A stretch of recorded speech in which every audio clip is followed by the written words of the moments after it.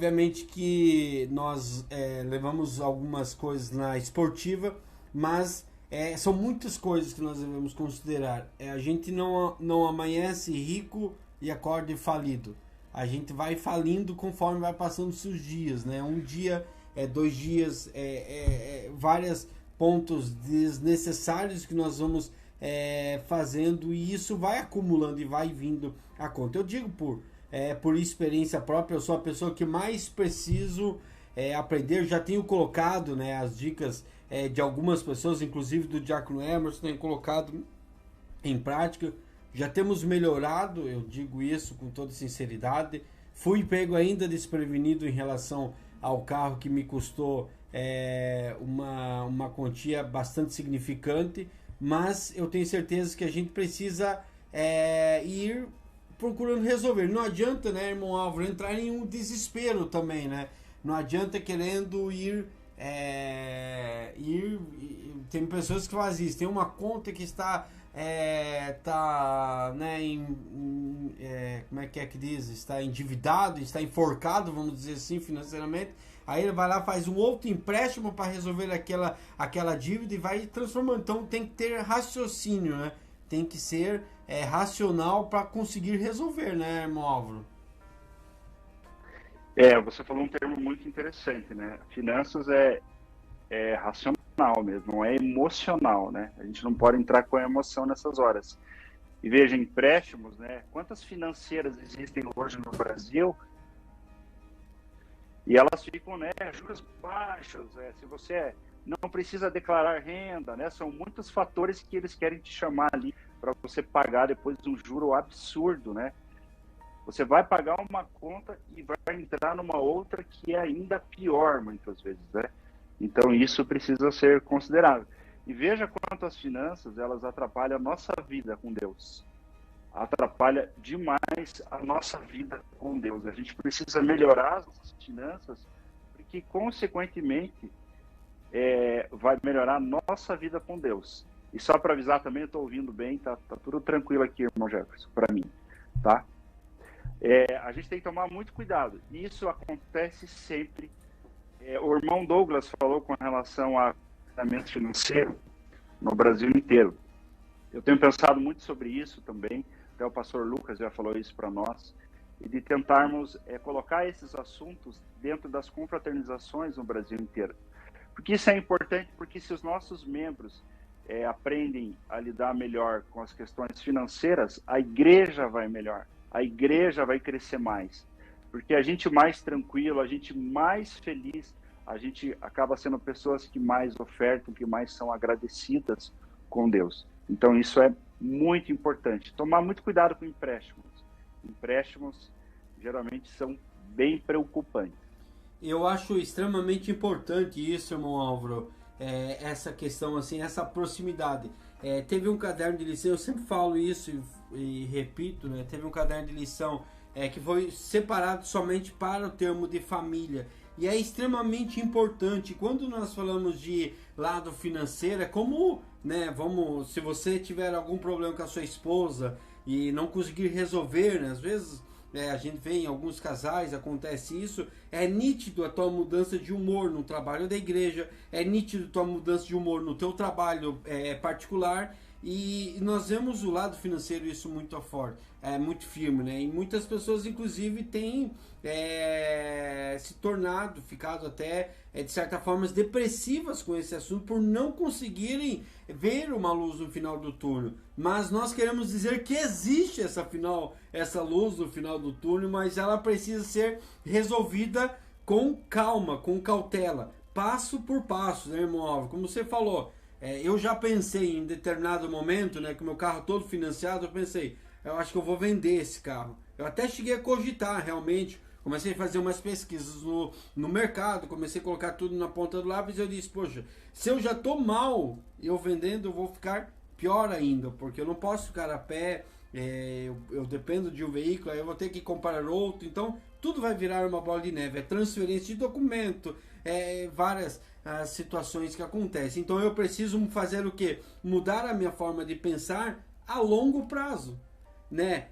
talvez o erro que eu cometi no imóvel, já que passa a palavra, que eu cometi ao comprar esse carro, eu não posso cometer no próximo carro. Eu vou corrigir só no próximo carro, se é que, né, trocarei de carro, mas só no próximo que a gente precisa ter essa mentalidade de corrigir alguns erros que nós vamos cometendo. Mas tem coisas que são mais simples.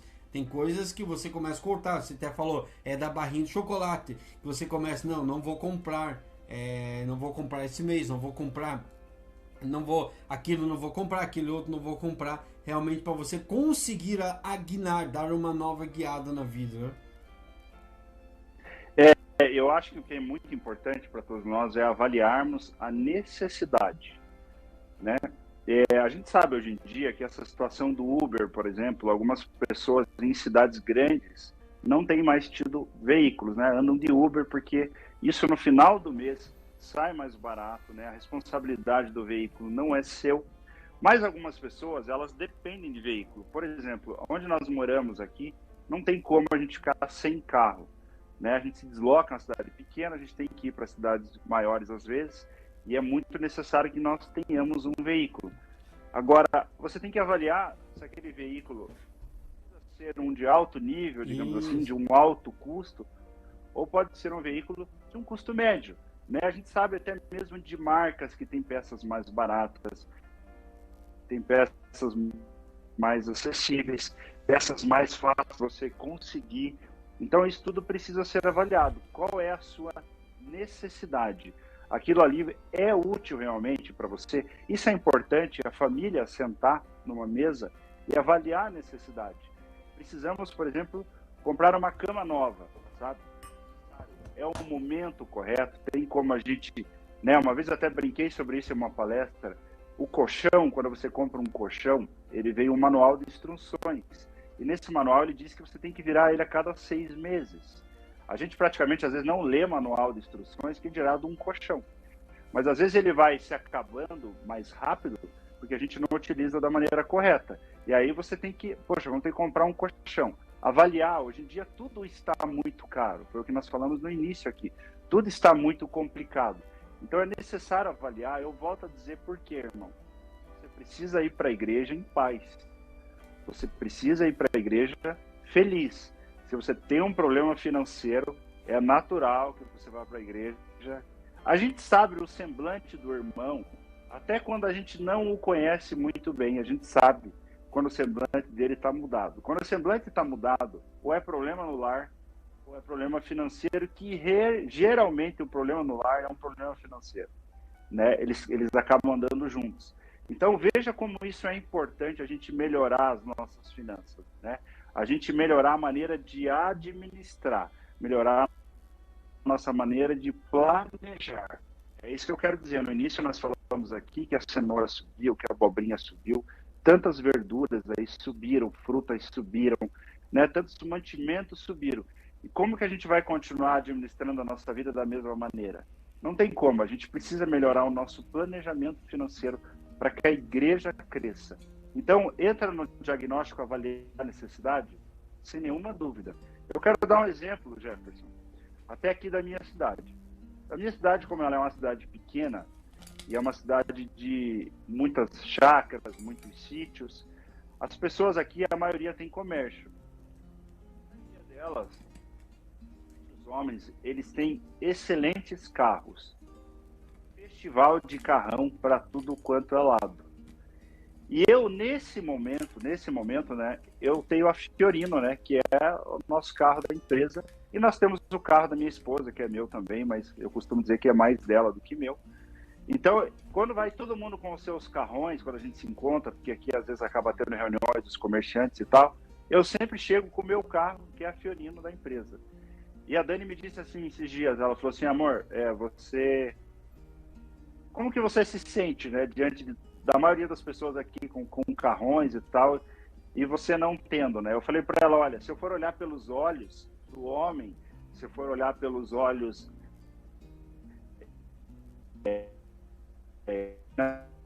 são espirituais e que não são racionais, eu tenho vontade também de comprar um também para uma aparência, para mostrar que eu também consigo, Mas eu sento e avalio financeiramente, eu sento e avalio o tempo, eu sento e avalio, será que existe necessidade disso? Eu preciso ter também para mostrar algo que não existe nenhuma necessidade. E nós sabemos que não existe nenhuma necessidade disso. Né? A Fiorino tem dado conta, né, Jefferson? O motor é barato, é um carro barato, tem peça. Para de falar do motor, pelo amor de Deus. Para de falar de motor de carro. Então, são exemplos, né? São exemplos que não é porque eu estou aqui falando sobre finanças que eu faço sempre da maneira correta. De modo algum, já cometi vários erros, já deixei de pagar a fatura total de um cartão de crédito e paguei a fatura mínima achando que era um benefício e no outro mês eu descobri que aquilo ali era o maior buraco que eu tinha cavado, né? Mas com o passar do tempo, dos meses, dos anos, eu aprendi hoje como é que trabalha com o cartão. E hoje, para mim, ele me ajuda muito. Me ajuda muito. Inclusive, toda vez que eu consigo viajar para algum lugar, nós dependemos de um cartão de crédito para comprar uma passagem. Então, veja como ele é necessário, né? Sem